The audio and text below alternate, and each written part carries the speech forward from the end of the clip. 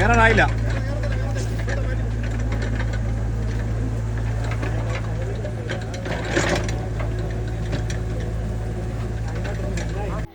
കെവിക്കേലേക്ക് നമ്മുടെ പ്രിയ പ്രേക്ഷകർക്കെല്ലാം ഒരിക്കൽ കൂടി സ്വാഗതം.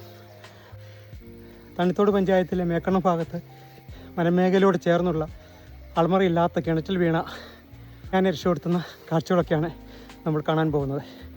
ഈ ആന കടന്ന സ്ഥലത്ത് വലിയൊരു മല കയറി ആണ് ഇവിടെ എത്തിയത്. ഇവിടെ എത്തിക്കഴിഞ്ഞപ്പോഴത്തേക്കും നന്നായിട്ട് ക്ഷീണിച്ചു, അണയ്ക്കുന്നു.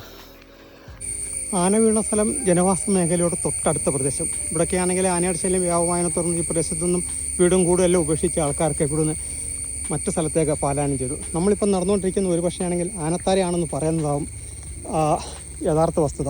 കാരണം ഈ വഴി നിത്യവും ആനയുടെ സാന്നിധ്യവും കാര്യങ്ങളൊക്കെ ഉണ്ട്.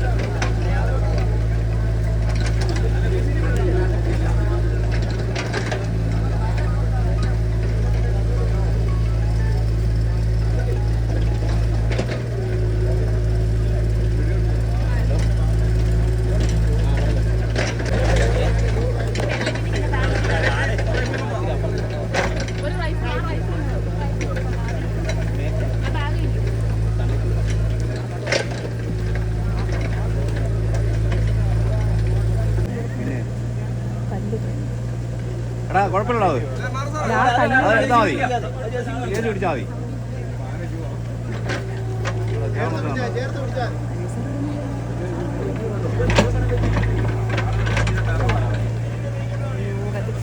കുഴപ്പമില്ല.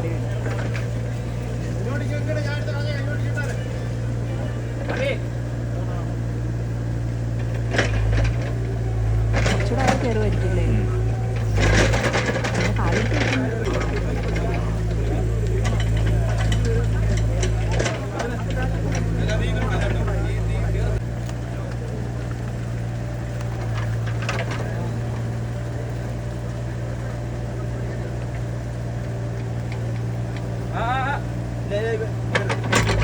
ഈ ആളുകൾ 3 മണിയോട് അടുപ്പിച്ച് ആനയുടെ ശബ്ദം കേൾക്കുന്നത്, അലയ്ക്കുന്ന ശബ്ദം.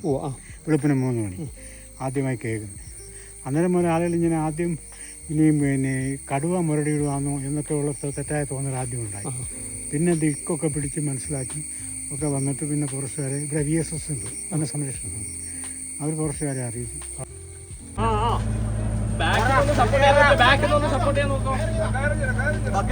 സപ്പോർട്ട് കൊടുക്കാൻ പറ്റുമോ?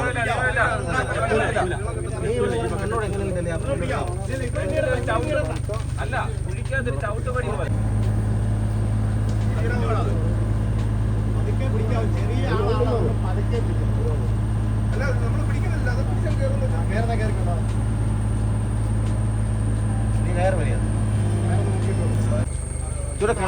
ആൾക്ക് കാല് മേളത്തെ കട്ടിങ് വെക്കാനുള്ള ഇതില്ല. അതിനകത്ത് മണ്ണ്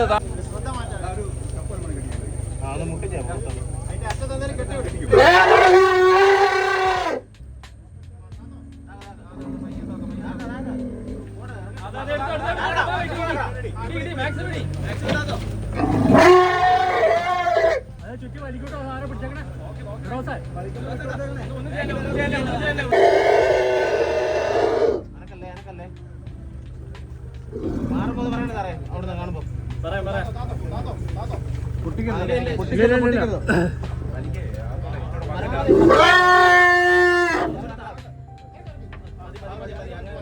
ഇവിടെ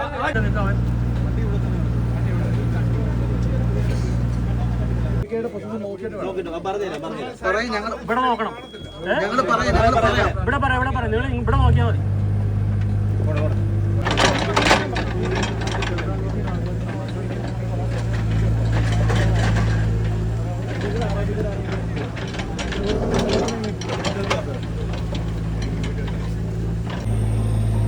പറ്റും.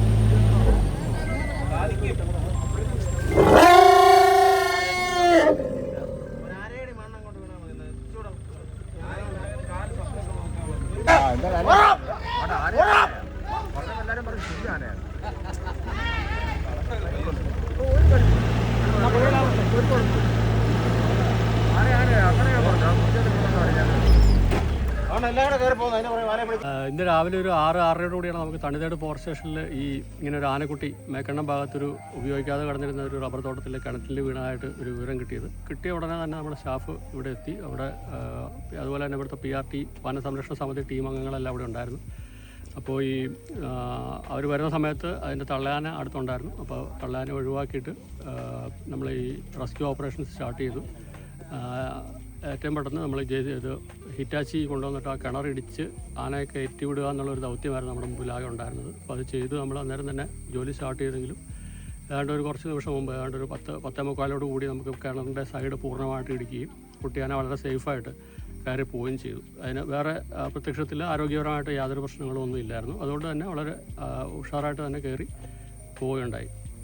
ഈ പ്രദേശത്തുകൂടിയാണ് ആന വന്ന് അവിചാരിതമായി ഒരു പക്ഷേ മേലത്തെ കെട്ടലിൽ നിന്നും താഴേക്ക് വീണതാകാം എന്നാണ് കരുതുന്നത്. എത്ര അടി താഴ്ചയോളം വരുന്നുണ്ടായിരുന്നു കേട്ടോ ഇതിനെ?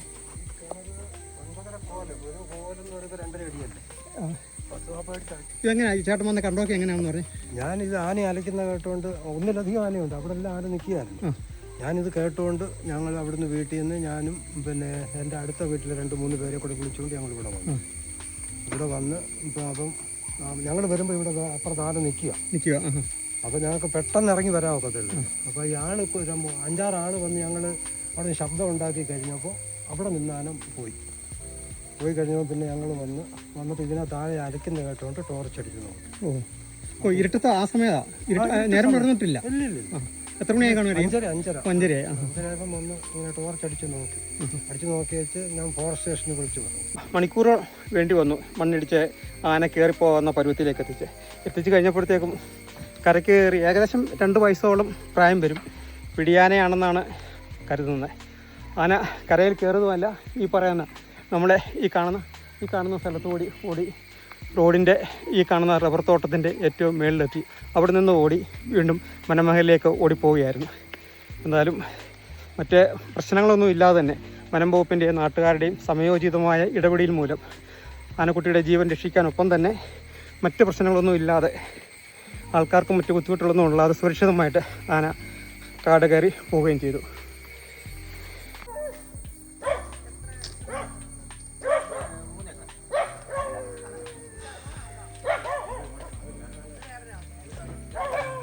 രണ്ട് സൈഡിലെ വേലിയും പോയി ചേമ്പം അതേ തന്നെ ചവിട്ടി കെട്ടിക്കുന്നു.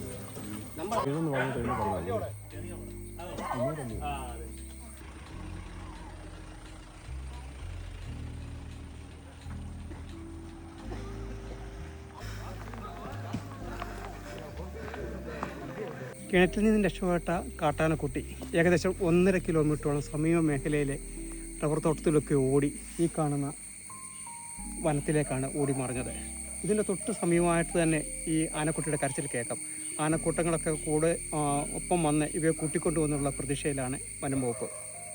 അപ്പോൾ മറ്റൊരു സ്റ്റോറിയുമായിട്ട് വീണ്ടും കാണാം. Okay, good bye.